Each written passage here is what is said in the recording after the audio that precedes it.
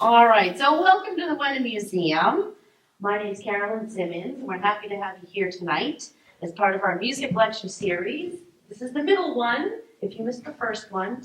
This one's on popular 19th century music.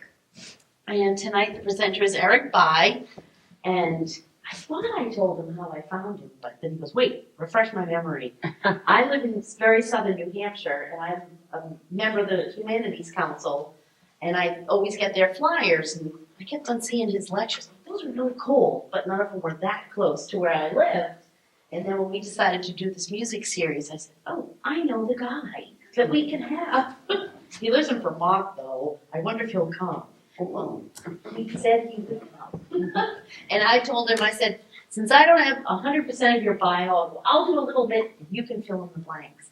So, without further ado, Mr. Eric By. Thank you, Carol. Well, I suppose I could tell you 2 sentences about me, if you really want to know.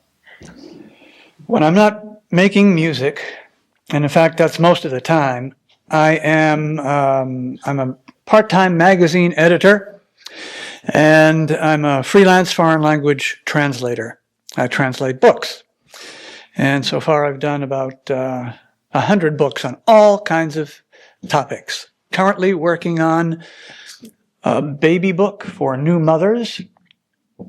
And the next one in line is called My Aquarium. And both are from German to English.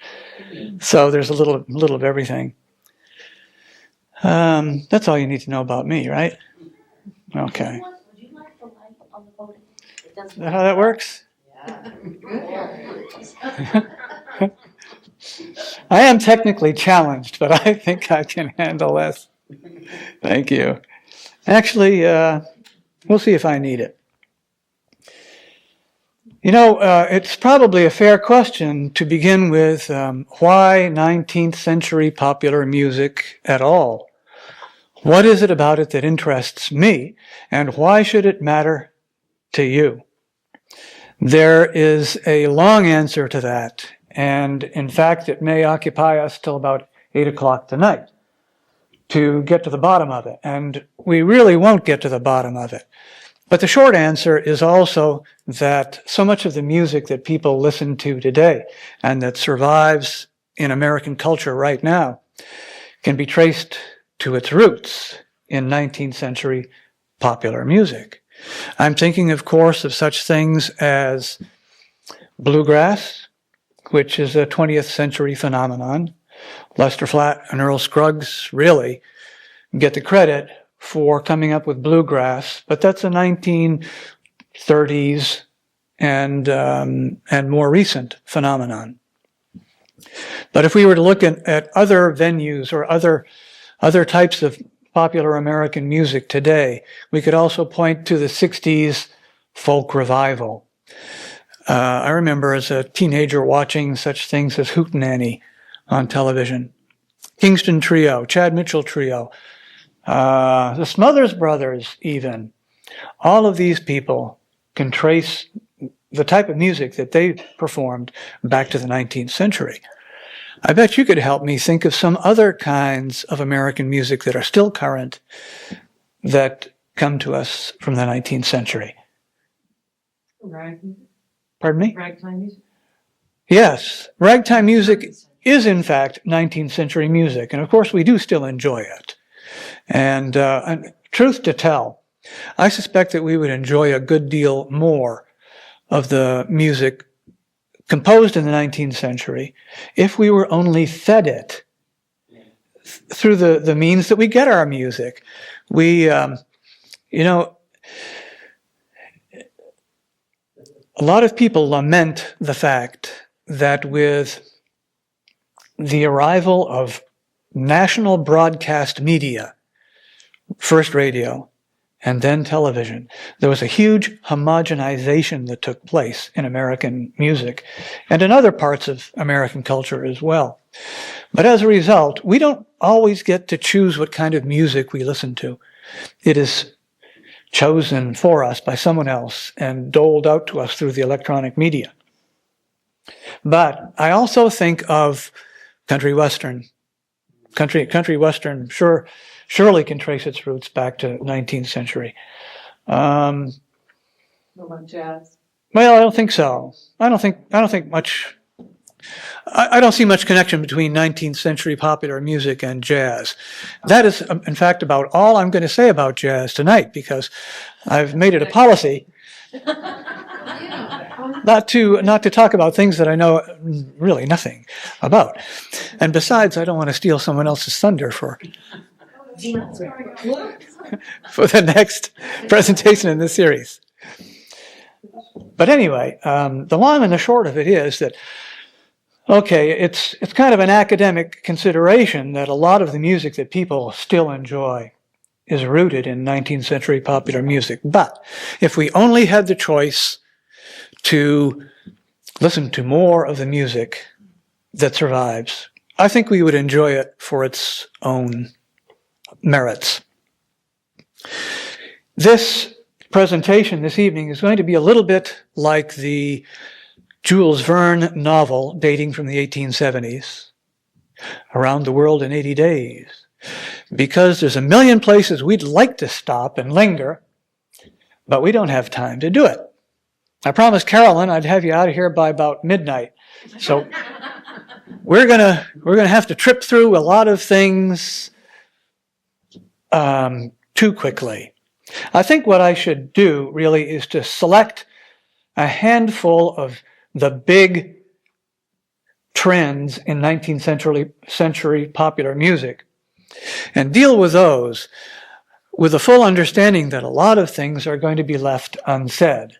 But if there are things that you can tell that I've glossed over or devoted insufficient time to, I'd like to address those specifically when you raise your questions at the end. Does that sound fair enough? Well, I'll start then. Let me just give you a roadmap of where we're headed. We'll talk a little bit about some of the work songs that were used in the 19th century. Then I'll talk about one of the major movements in popular music in the 19th century, and that is what was referred to as the Ethiopian business, or American minstrelsy. Then we'll talk a little bit about some American songwriters, particularly Stephen Foster. We'll talk about the Civil War and some developments toward the end of the century, because things are really starting to pick up at a pretty hectic pace toward the close of the 19th century. And if we have a moment at the end, I may even share with you just a little bit of trivia of music from the period. You know, there's a lot of music that used to be used in the workplace. Sailors on board ships would sing songs in order to accomplish their tasks. And, pardon me,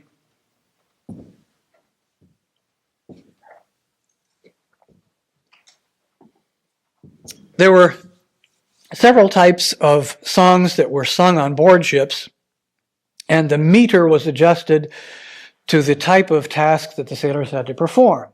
These basically fell into these categories. There were halyards, short drags, forecastle songs, and capstan songs. Capstan, of course, was that spoked wheel that the sailors would walk around and they'd push when they had to raise an anchor.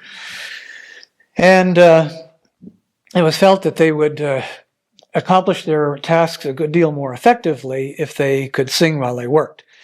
In the British Navy, in contrast to what was going on this side of the Atlantic, it was considered, after a certain point, undignified for sailors in the service of His Majesty to be singing while they were working on board ship. So singing was done away with rather early in the British Navy, but there was a fiddler who would sometimes play tunes as the men worked. After a while, though, the demands of the work on board the ship became so great that even the fiddler was told to put down his fiddle and pitch in to help get the work done. I can share with you, by the way, that I can't play all of the music from the 19th century that matters on the banjos. So I'm going to share some of it with you on CD. But when we get to the appropriate points, I will probably step away from the podium, sit down with a banjo, and I'll give you some samples of what the live music might have sounded like. Let me first, though, give you a sample of a sea shanty. This, I think, is what we would call a forecastle song. A forecastle was the living quarters on board the ship, and this is the kind of music that would have been sung to the sailors, maybe by other sailors, but at the end of their work day.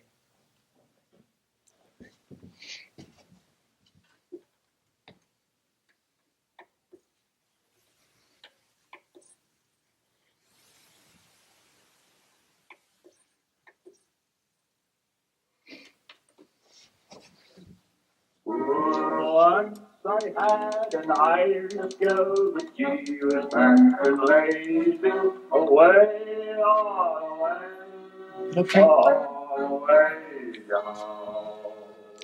And now I've got this African girl, she drives me nearly crazy, away, all away, down.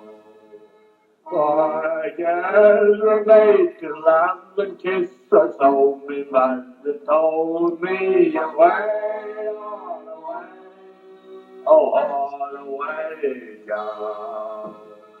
King Louis was the king of France before the revolution, away, all away, down. King Louis got his head cut off and spoiled his constitution, away. You get the idea. Some of the lyrics are quite amusing. You may have picked up on those. King Louis was the king of France before the Revolution. King Louis had his head cut off and spoiled his constitution. I guess it would.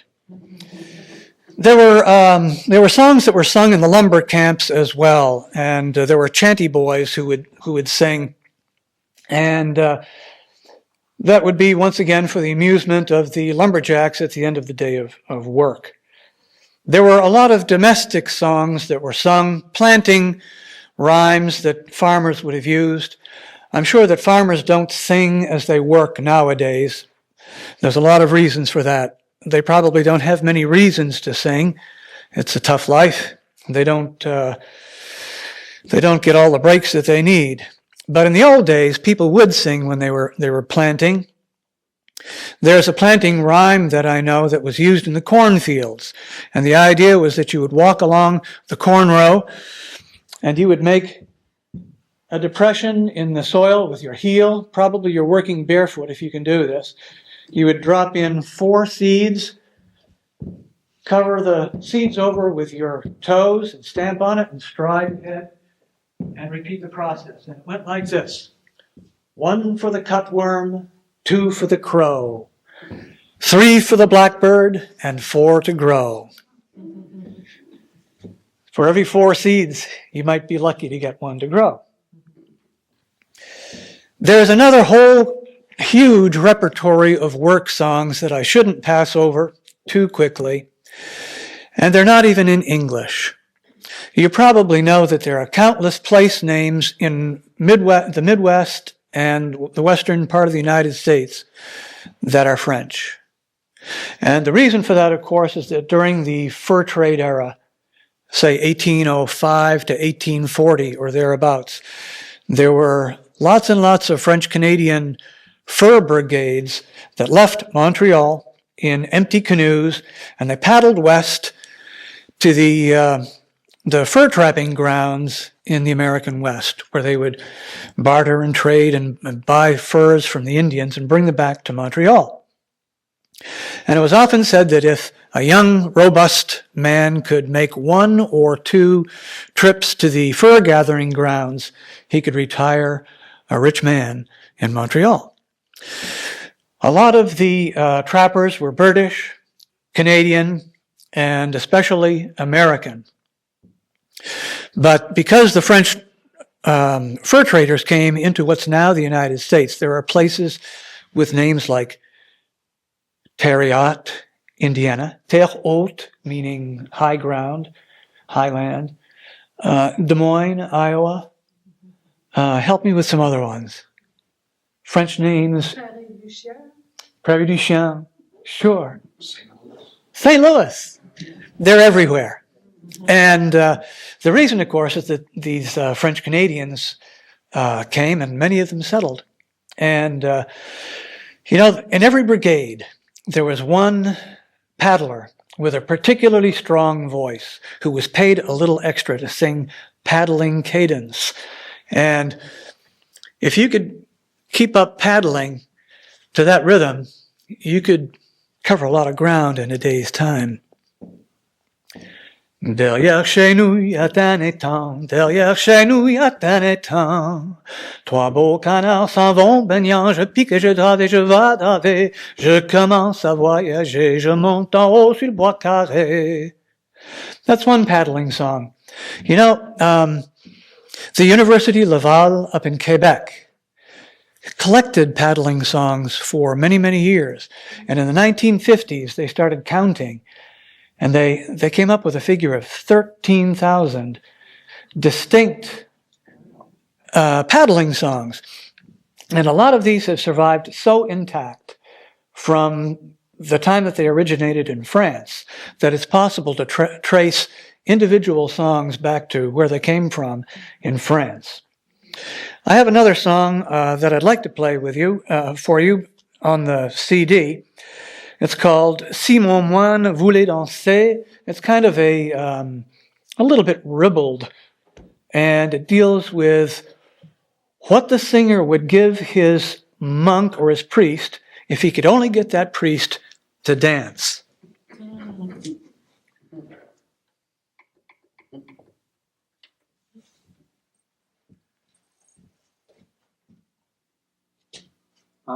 Si moi ne voulais danser, si moi ne voulais danser, capuchon je lui donnerai, capuchon je lui donnerai. Danse, maman, danse, tu n'entends pas la danse, tu n'entends pas mon moulin là, tu n'entends pas mon moulin marcher. Si maman ne voulait danser, si maman ne voulait danser, ceinturon je lui donnerai, ceinturon je lui donnerai. Danse, maman, danse, tu n'entends pas la danse, tu n'entends pas mon moulin là, tu n'entends pas mon moulin marcher. Si maman ne voulait danser, si maman ne voulait danser. Well, in the old days, the paddles weren't as wide as the ones we use today, and they didn't dip them as deep, so it was possible to keep up a quicker paddling cadence than we are used to nowadays. Now, maybe it's time for me to shift gears here and get into American minstrelsy. And as I do that, I think I need to stress that popular music, at least in the early part of the 19th century, is largely the history of the fiddle and the banjo. Everybody knows what a fiddle is like. There have been very few changes in the violin or the fiddle over the course of the centuries. So if you've heard fiddle music, and if you have seen a fiddle, you know exactly what they looked like in the 19th century. But at the same time, the fiddle was rather static in composition and in tone. The banjo was going through a tremendous stage of continual development throughout the century. The first banjos that appeared in North America probably had 3 strings or maybe 4. About 1835, a minstrel performer named Joel Walker Sweeney was given credit for having added what we recognize as the 5th string to the banjo. Nowadays, most of the banjos we are likely to hear in bluegrass music, for example, are 5-string banjos. There are 4 strings as well, but they play a different kind of music. The earliest banjos probably were made from gourds. And I don't have a gourd banjo, but I can show you the next step up from the gourd banjo, and it looked like this.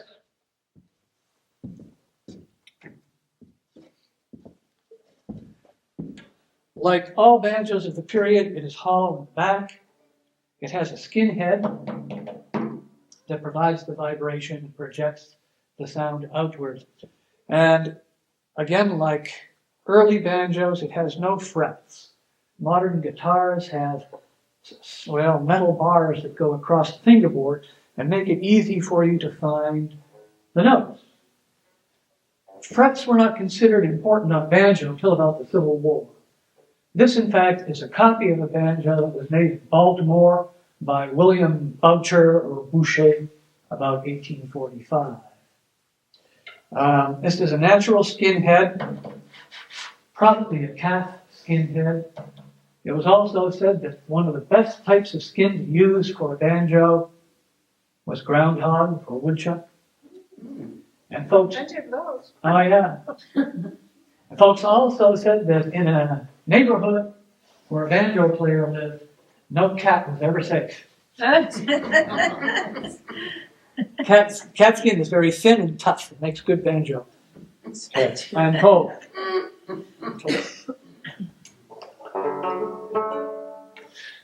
You know, white Americans were slow to pick up on the value of black music early in the 19th century.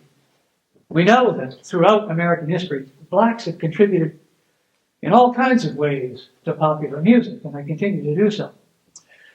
But there were a couple of performers in the New York City area who were just a little bit ahead of the curve because they recognized the value of the music that was coming out of the plantations. And four of these guys got together and they formed really the first minstrel troupe, the first white minstrel troupe in American history. One of the other famous minstrel troupes in New York City was the Christie Minstrels. Does that ring a bell? Yeah. Because back in the 1960s, they had the new Christie Minstrels. And I never knew what the new Christie Minstrels referred to. Well, they performed some of the same kinds of music, but of course, the original Christies, under the direction of Edward Christie, had preceded them by 100 or more years, 125 years. So anyway, why don't I play for you some tunes that did come off the plantation.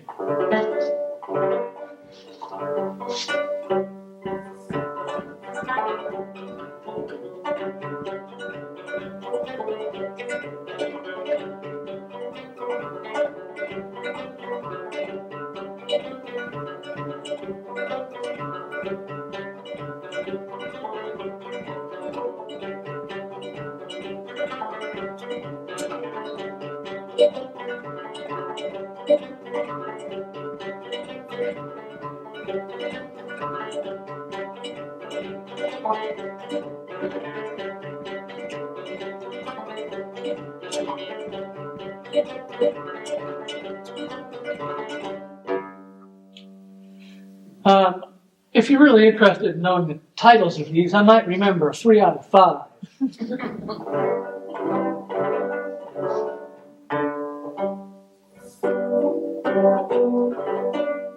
Most of the music is made on the banjo with a downstroking motion. It's called claw hammer. It's called frailing. I think it's called claw hammer because it's kind of the motion that you make when you're grinding a nail. And the hand is pretty much kept closed when you play. And my idea behind that is that if you were a farmer or a tradesman back in the 19th century and you were out hoeing your garden all day long, or you were pounding out things on an anvil in a blacksmith shop, or you were raking, or who knows what, holding onto the handles of the plow. By the time you got home at night, you couldn't do anything with that hand anyway. If you wanted to play music, you had to think of a way to make that hand work anyway. But there is another way to get music, well, there's several ways to get music out of a banjo. in a different way. And I'll show a different way right now. Instead of using downstroking motion, which was the most common way, I will play using a thumb lead and a little bit of uppicking and a few pitches in there. This is called the Boston Jig.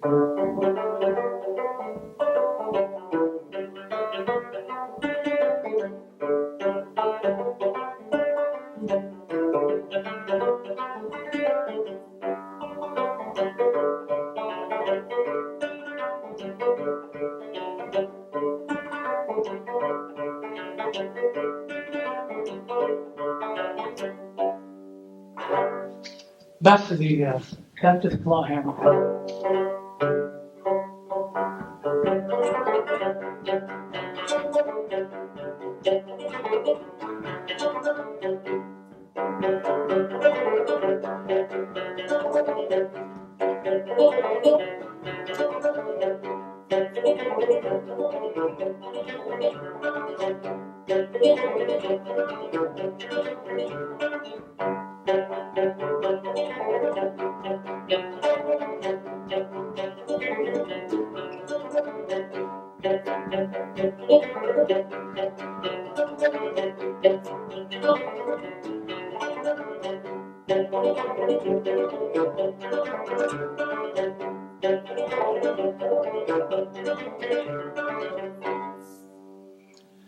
This is a very deep, sonorous, booming sound to it. It's a very strong voice.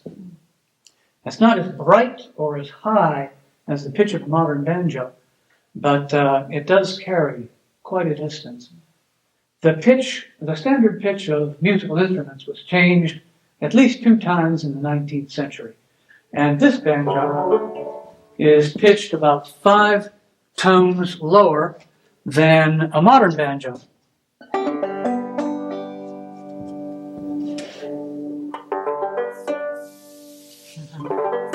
It's quite a different voice.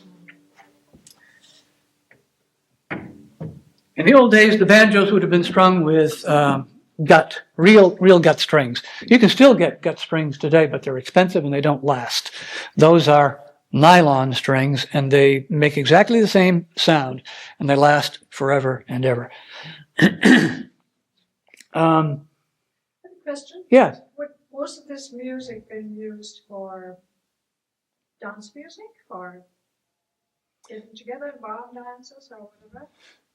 The minstrel music, per se, was pretty much for the purpose of performing in front of audiences.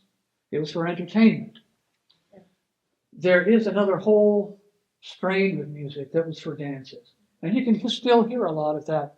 I don't know if it's common down here, but where we live up in Vermont, you can go to contra dances with some regularity. Well, the music reminds me of that something. Yeah, there's a clear connection between them.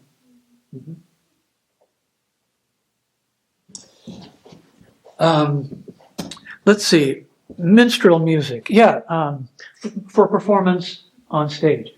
You know, when I was a child, I remember seeing minstrel shows, and they kind of became passé. And a lot of that music is neglected or swept under the carpet now because a lot of the lyrics, quite frankly, are not kind to the target race. And that's unfortunate. But there are ways to make that less offensive. You can change those lyrics. And to turn your back on the whole minstrel music scene, I think is a mistake, because there's a lot of very, very nice music that came out of it. In fact, I'd like to play you 1 or 2 tunes on the CD from the minstrel tradition. The first one is a very famous one written by one of the original minstrel performers named Dan Emmett. Ever hear his name before?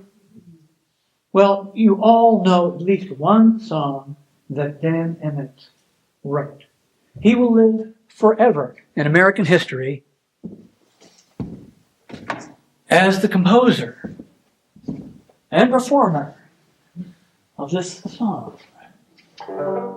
This is not one I'm going to play for down here, but when I play this, I think you'll recognize it.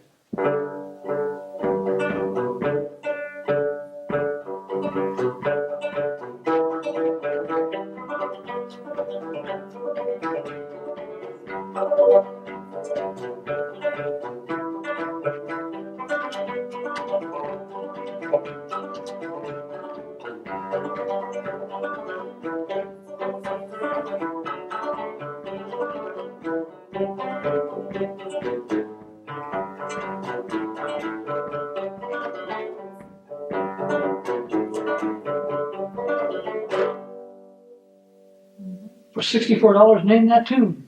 Dixie. Dan Hennett, by the way, was a Union man.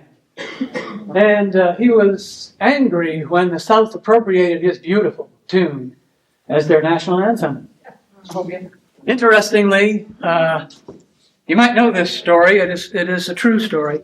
When Abraham Lincoln learned that Robert E. Lee had surrendered the Army of Virginia, one of the first things that he did was to ask the Union Army Band to play Dixie as a tribute to the brave men from the South.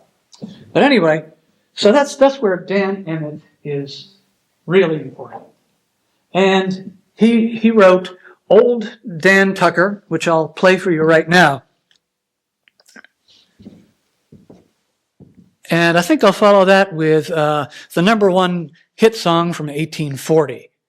It's called The Boatman's Dance, and it was universally popular.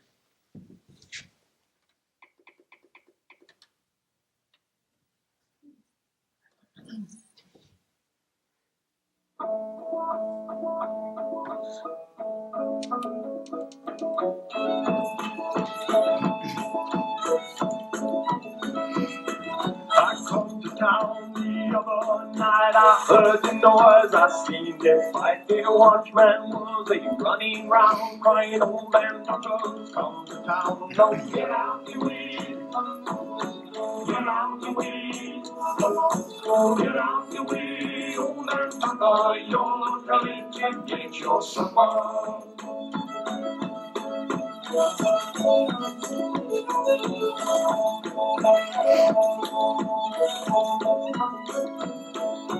Tucker is a nice old man, he used to ride a Derby ram. It sent him whizzing down the hill. If he hadn't gone up, he'd leave there still. So get out the way, get out the way, get out the way, old man Tucker, you're too late to get your supper. Boatman song.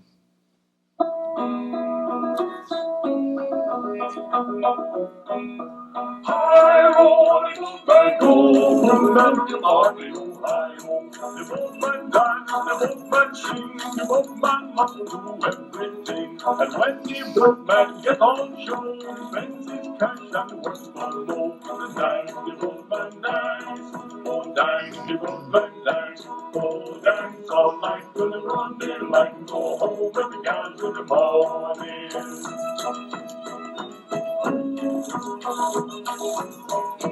I rode a good man go from down the river the Ohio. He used to boat keep to shore, the fishing smash bet you know. The stone of sail before the wine, the steam won't leave the street behind. Dance the boatman dance, oh dance the boatman dance, oh dance all night till the broad daylight and go home with the gals in the morning.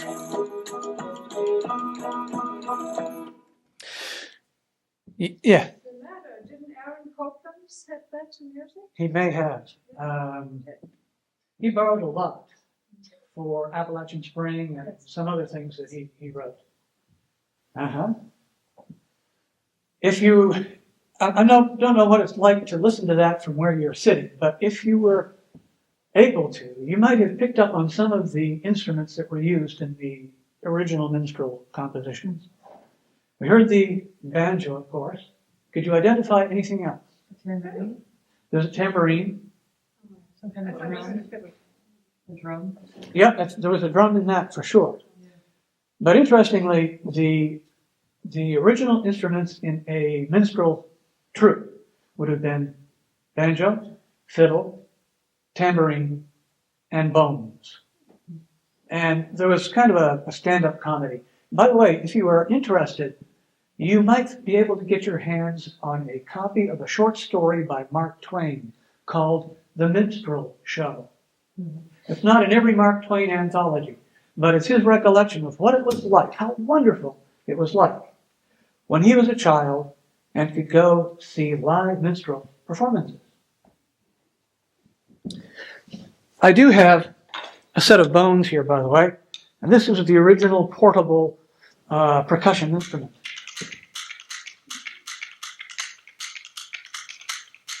And that kept the rhythm. And it was said that a good bones player didn't just play the bones, he danced the bones, because in Europe, people played the bones only in one hand. But in the United States, they would play the bones in both hands.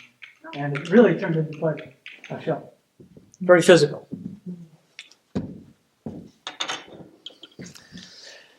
Okay, maybe it's time to jump ahead a little bit to Stephen Foster. Stephen Foster lived from 1826 to 1864. He was still quite young when he died. He didn't have a particularly happy life. I think he was beset with alcoholism for part of his life. He was, however, America's first professional songwriter. He was very prolific. I think he left over 200 songs, that many of which people still enjoy today. Help me recall some Stephen Foster songs. Stars and Stripes. Sorry? Stars and Stripes forever. Or, no, let me say now. No. Yeah, Old Folks at Home or the Suwannee River. Yeah. Wasn't there some patriotic song he did? Chances are real good. I'm not sure I can recall one at this moment. Old Folks at Home. Yeah, Old Folks at Home. Camptown Races. I Dream of Jeannie with a Light Brown Hair. Pardon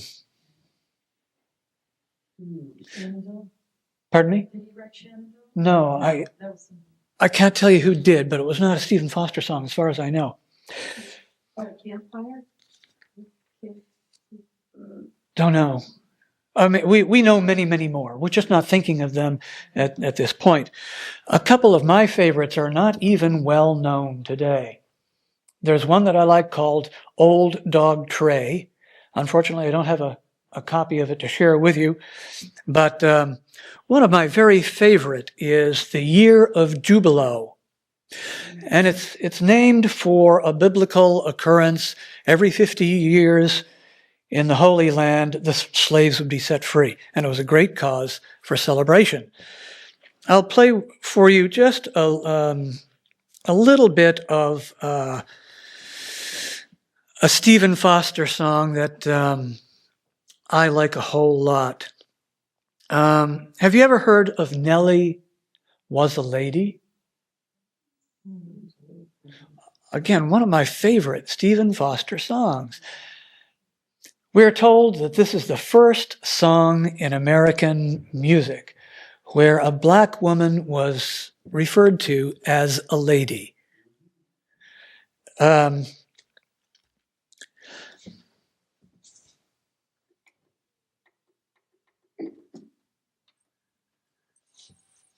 a tearjerker, a sentimental.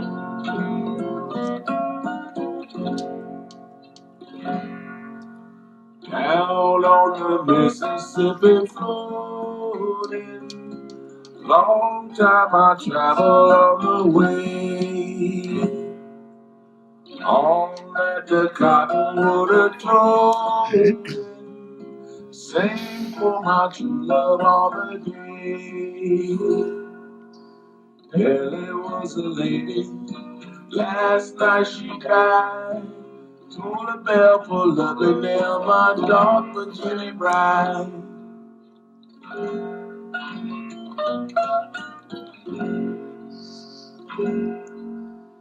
Now I'm unhappy and I'm weeping, Can't show the cottonwood no more.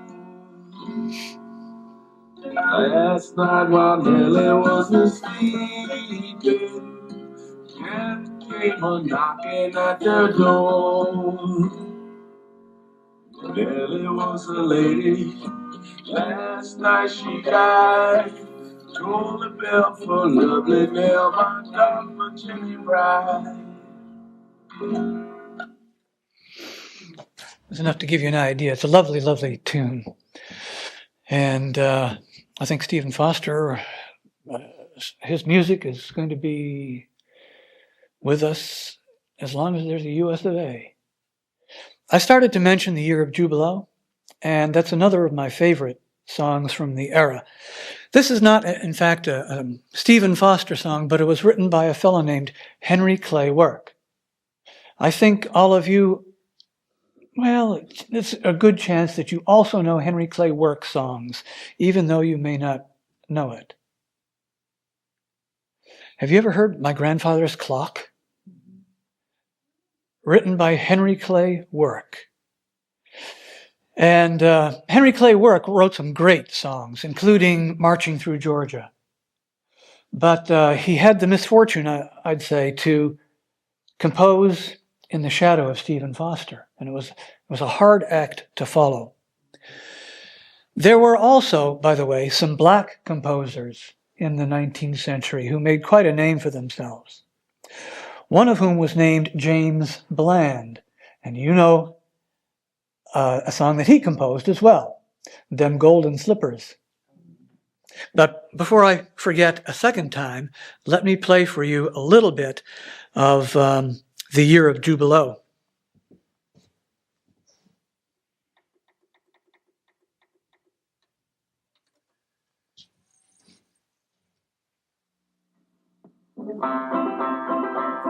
Oh, brother, have you seen the man with the mustache on his face? He went out of here sometime this morning like he's going to leave that place. He sings smoke with the river where the lick and gunboats lay. Well, he packed those bags in that mighty sudden, I believe he's gone away. The man run high and the dark stable full. Now let's see the kingdom coming in the year of Jubilo.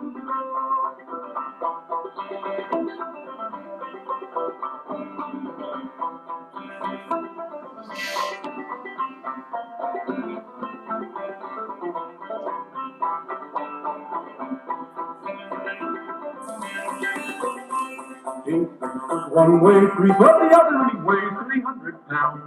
His boat's so big that he couldn't take a sailor, and it won't fit halfway round. He drilled up a boat with all them captain, and he got so mighty tan. I think they're trying to fool every egg, but I think he's contraband on the man. A lot of good American history and culture preserved in some of these songs. There's references in this song to the Lincoln gunboats, the master and the overseer, contraband. Contraband back in the days of the fugitive slave law was any slave who was off the plantation without permission. Well, I mentioned earlier that Stephen Foster died in 1864, and of course that puts us right into the Civil War. There was a lot of beautiful music that came out of the Civil War. I don't think that's a phenomenon that's repeated in modern wars. Are you aware of great music that came out of World War II, Korea, Vietnam, or either of the Gulf Wars? I can think only of Sergeant Barry Sadler, Fighting Soldiers from the Sky, fearless men who jump and die. But that's not great music. It's not even beautiful music. But there was lots of very heartfelt, beautiful and endearing music, enduring music that came out of the Civil War. There were familiar themes, the ones that you would expect to come out of war. Songs of homesickness, patriotic songs, Father Abram, we are coming 100,000 strong, the battle hymn of the Republic. There are songs from the Civil War dealing with humorous topics, songs that actually poke fun at some German recruits, French-Canadian recruits who came down because by enlisting in the army they could get a bounty. And There are songs of longing and sadness. Just before the battle, mother, I am thinking most of you. Farewell, mother, you may never press me to your breast again. The Empty Chair, that's another beautiful, sad Civil War song. We shall meet, but we shall miss him. There will be one empty chair. We shall meet, but we shall miss him as we breathe our evening prayer. Another very famous song that came through the Civil War is called Gary Owen. It had quite a long career on this side of the Atlantic Ocean, although it did start its life in England. I believe it started out as a campaign song for some elected public office in England. But then it was transformed into a student drinking song before it came over to this continent. And it had a totally different career over here. I'll play for you just a little bit of it, and then I'll tell you what it really became famous for over here.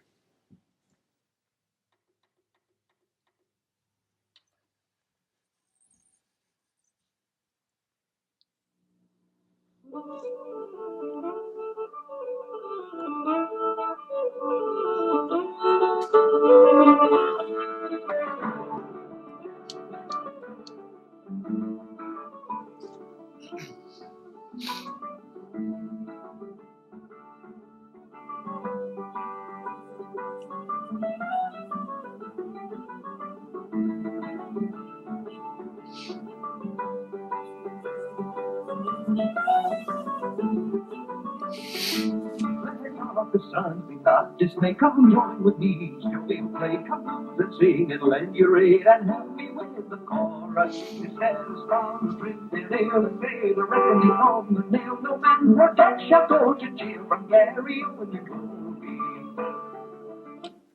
Ever hear that tune before? I'd heard it for a long time before I understood what it was.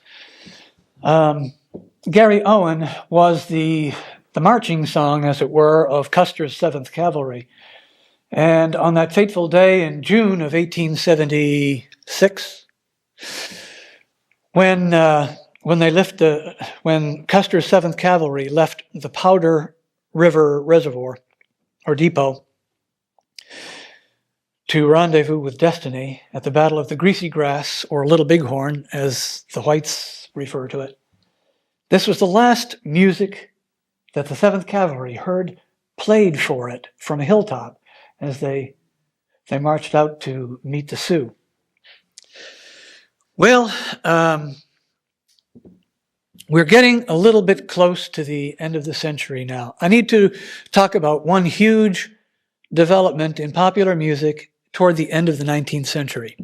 In the 1880s, Harper's Magazine estimated that there were 5,000 brass bands in the United States. There may be some brass bands still functioning in this area. Where I live in Vermont, there's a cornet band in Grafton that's been together since the 1860s. And I used to think that they were the oldest brass band in Vermont. But Rutland claims to have the oldest, dating from about 1862. So these were social events. People would get together and they would play their brass instruments together. And towns placed a lot of importance on their local bands. And they became kind of a symbol of what life was like in that town.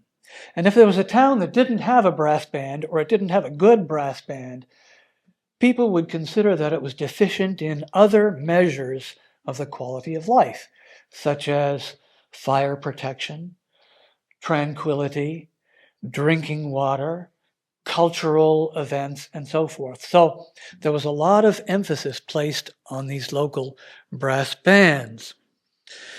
Interestingly, there are about 500 marches that were commissioned for brass bands by American newspapers. And that, of course, is where John Philip Sousa's famous march, The Washington Post, came from. I can share with you a recording of the Washington Post that was done on a wax cylinder in 1890. You probably know the Washington Post, and if you do, if you've heard it before, you will surely recognize it. It's a remarkable event, I think, to be able to share a recording with you from 1890.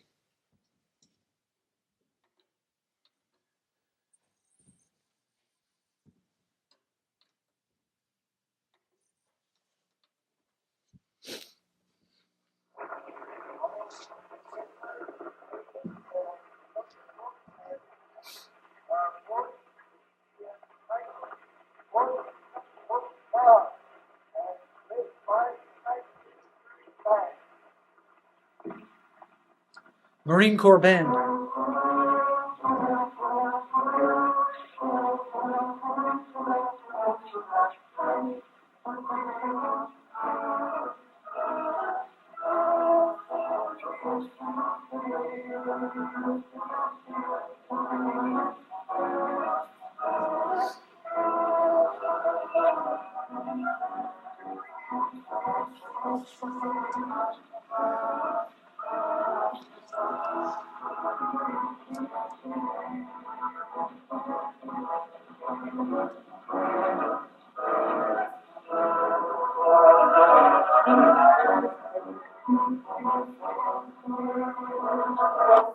You've all heard it, right? Still sounds the same after 120 years. It's pretty remarkable. Well, toward the end of the century, as I said, a lot of things are picking up. Interestingly, there's a lot of things going on in the development of the banjo. The construction of the banjo has changed dramatically over the course of 3/4 of a century. It is now possible to put steel strings on a banjo because the neck is now stronger than it was before. And it's attached in different ways, so it'll take the tension of steel strings. And just to give you a sample of how the sound has changed as well, you might remember enough of what the early banjo sounded like to contrast it with this.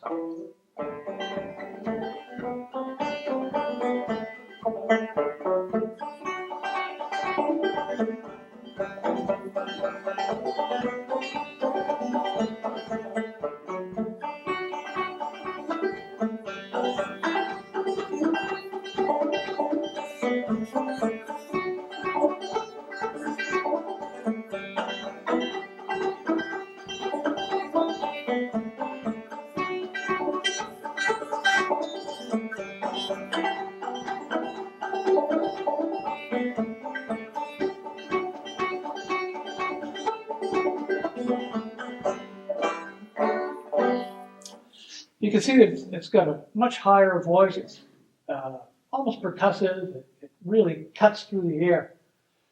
And an interesting thing that's going on sociologically as well, because you can see that this banjo is a little bit ornate. Banjos started being decorated with carving and engraved inlays, and they became expensive. And towards the end of the century, in a lot of cities and colleges, where we nowadays see choruses. Back in the old days, they were forming banjo orchestras, and banjos of different sizes and configurations and tunings were developed.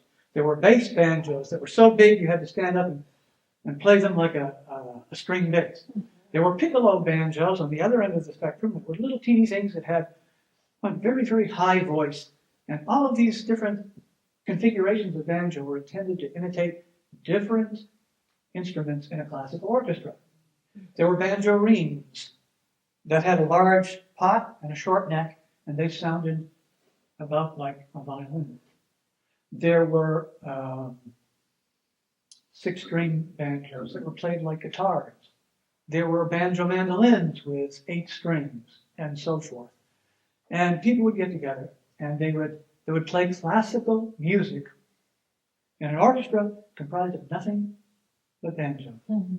Now, this also means that you have to be kind of privileged to play this kind of music now, because probably you have to be going to college.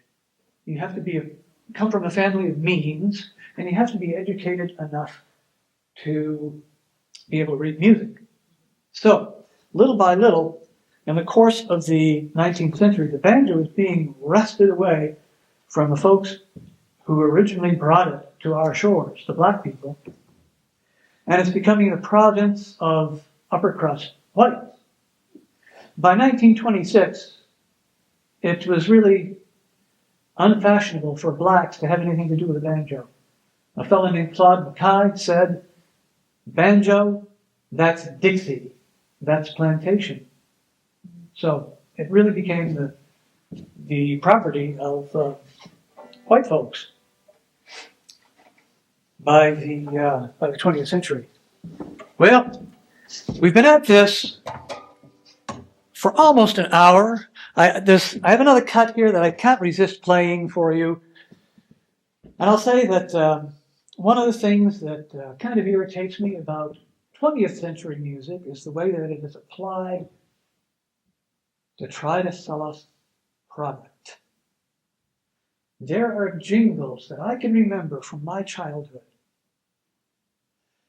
to sell things that I now consider unsavory, like cigarettes and booze and stuff. But I'll be doggone if I can't still remember the music. It's very, very effective. Of course, we didn't invent it in the 20th century, because in the 19th century, people were already using music to assemble a crowd. And once they had the people there, then they could give them a sales pitch. You've heard of the traveling snake oil shows, the magical elixirs that you could drink and remain youthful forever. Let me play you a sample of what it might have been like to hear that kind of gathering come together.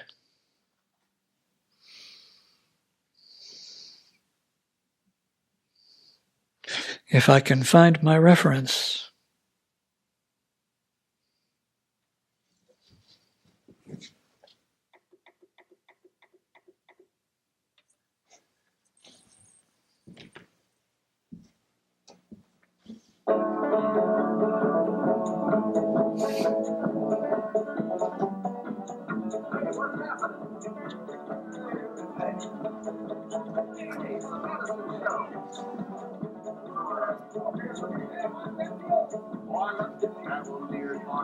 I declare, I love the let's go on and drink some beer.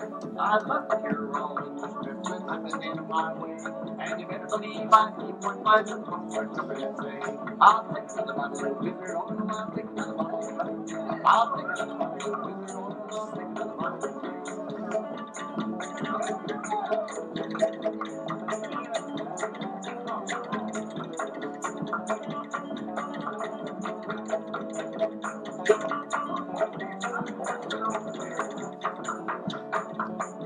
Once while selling the way out west in the state of Illinois, the people on cave were running out to see what made the noise. The merchants came to the busy stores, the farmers came walking, and there's an old John horse here selling cans. Now, folks, gather round, gather round. I want to tell you about the horsehair old-time wizard oil. The secret formula which I learned from a 110-year-old medicine man of the Kickapoo Indian tribe. Known in the old days as Kickapoo snake oil, this magic elixir is guaranteed to cure whatever ails you. Whether it be gout, gas, rheumatism, lumbago, arthritis, bursitis, nearsitis, or farsitis. Horsehair's old-time wizard oil is guaranteed to make you feel like going a barefoot with a hickory stick. Step up now, folks. Only 4 bits a bottle, 2 for $1.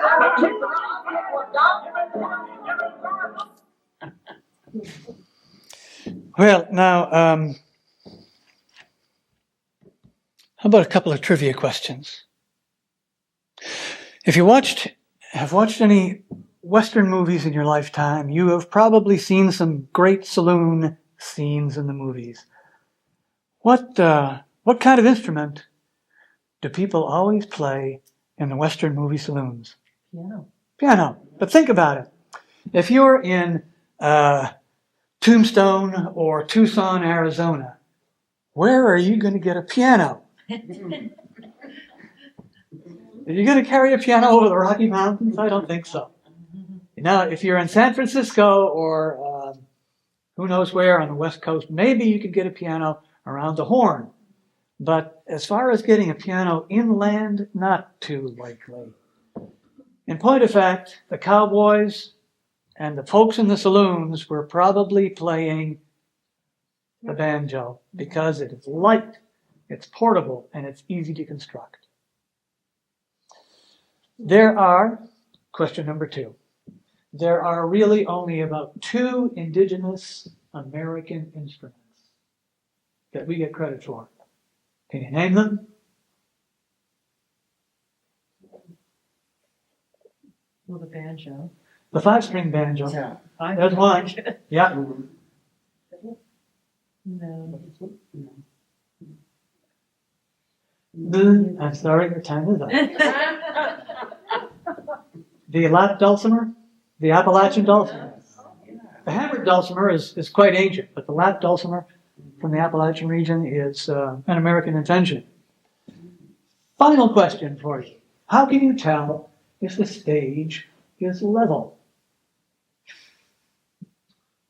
Well, the banjo player drools out of both sides of his mouth. No. That's terrible. We surely have time for some tunes, some questions, comments. I was thinking about the accordion that is used, or variation there or things. Yeah, it's the accordion. Yeah. Was that used at all? I mean, it's portable. It is portable. And the French have used something like that. What do they call it? The concertina. Yeah. Yeah, there are many different kinds of squeeze box type instruments that would have been used. Concertinas, bandonions, and they're old enough to have been popular in the United States. The Crystal Palace Exposition of 1850 featured concertinas by Oliver Wheatstone, but that was in England. But that doesn't mean that there weren't some concertinas on this side of the Atlantic as well. Any other questions?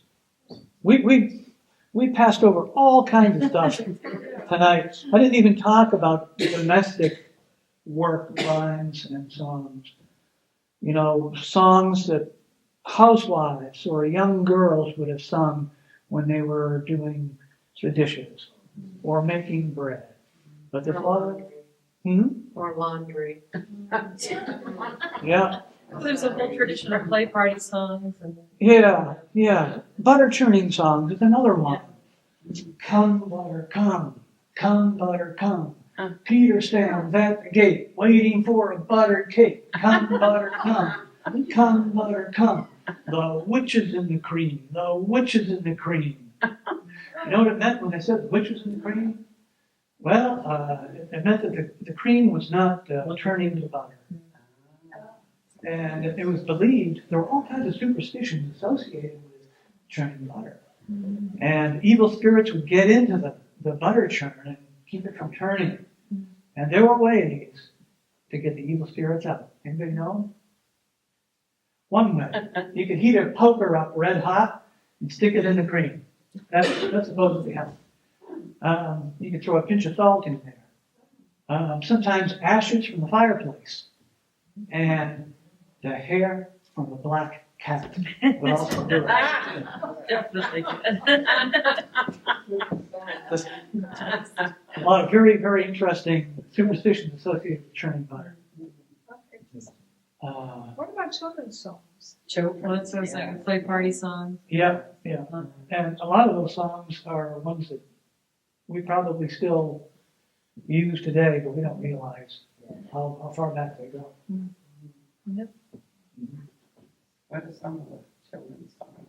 Skip to my Lou. Oh, yeah. Yeah, Lou, skip to Lou. Ring around the rosy. Oh, that's English. Yeah. You know, Well, it came, but ashes, ashes all fall down. Yeah. This goes back, you know where? To the days of the plague in Oh, Europe. yeah. Because Yeah. in order to protect yourself from the plague, I think people who had the plague had to have a cross on their forehead in ashes. And so ashes, ashes all fall down. That's a reference to people getting the plague and Dying. dying. Yeah, that's so lovely ancient. song. Yeah, and well, that's been a rough and tumble tour. Thank you all for coming. I can stay around for a while. I can play some more tunes if you want. You can ask questions. Come on up close. We're done with the official formal part of this. Thank you. Yeah, Eric, I noticed on the old one that you played, the old banjo. Yep. It had I know the neck. Yeah. Yeah, it's so One pretty. was one scallopy. Was that just strictly detail? It Ah, looks like a Looks like a violin violin. scroll. this contoured shape here. Yeah. Well, it's really very beautiful. It was just for looks? No. No. It's practical as well. It does look nice, and I could have done that treatment in any number of different ways. But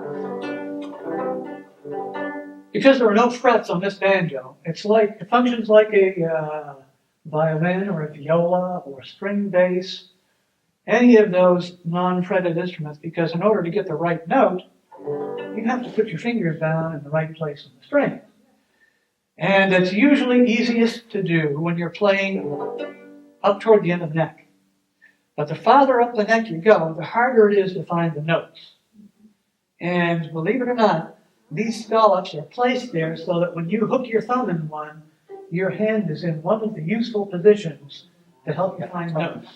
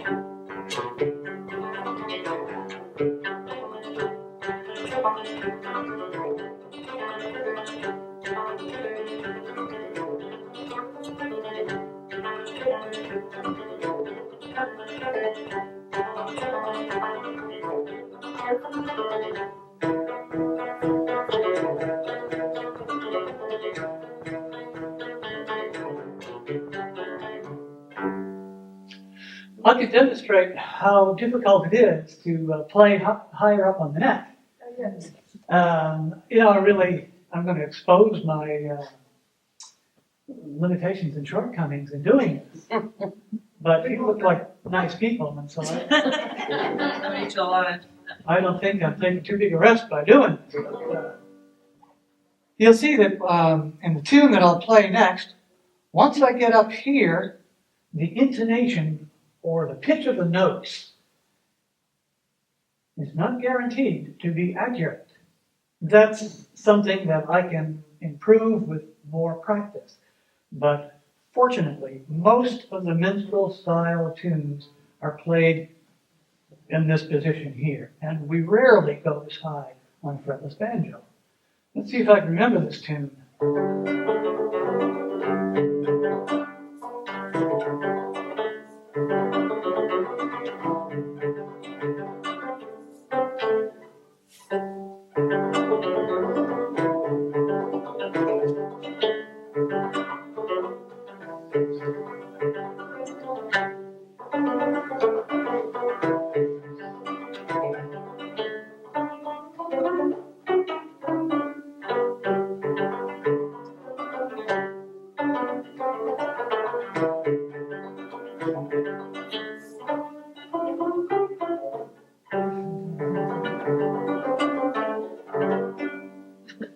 It's kind of tough.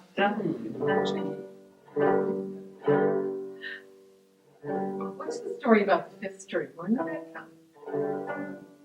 Yeah, well, I started to talk a little bit about that fifth string. In 1835, Joel Walker Sweeney was credited with having added the fifth string that made the quintessential American banjo.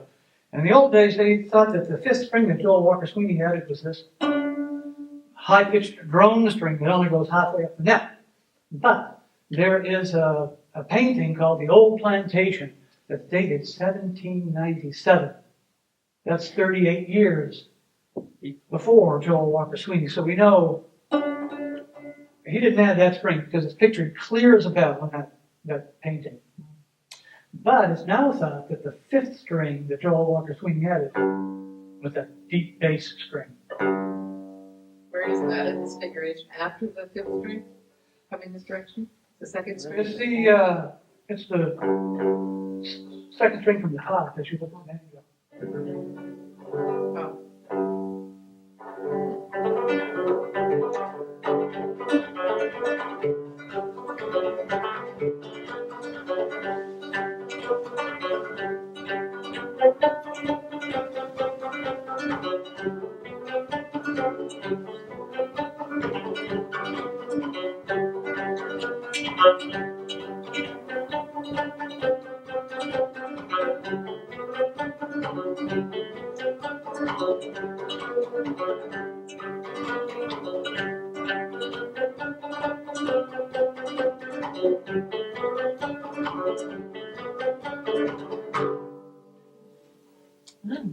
You said originally the banjo was a black instrument, Yes. and I think you said it might have been a gourd. Mm-hmm.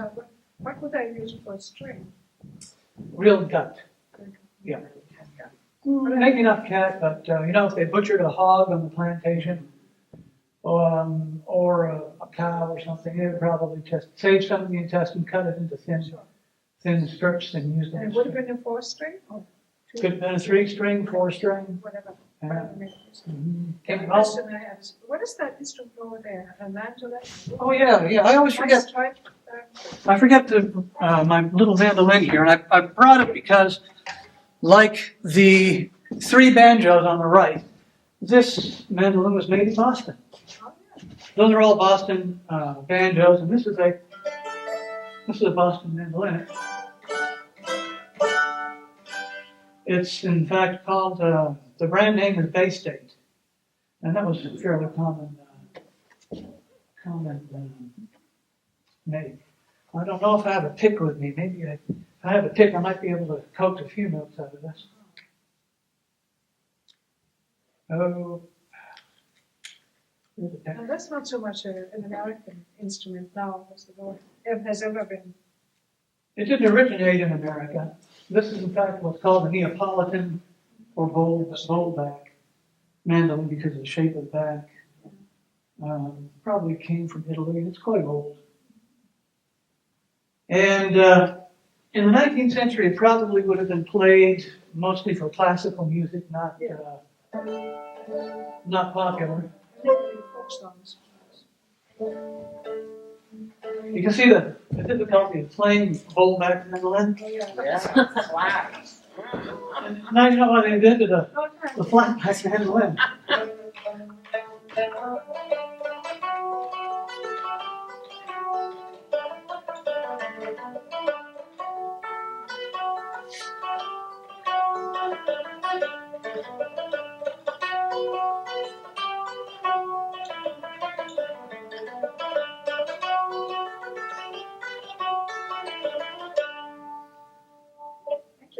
Sure. Now, when it turned from that oboe into flat, did it make a different tone? Sure. Yeah. Yeah, that changes the sound quite a bit. This is not a particularly sophisticated or expensive mandolin, but most of the nice old bowback mandolins sound quite good. That extra depth in the body, good for the sound. Well, I will be around for a little while. Thank you so much for coming. If you have any questions, feel free to come on up and come have a look at the instrument if you like.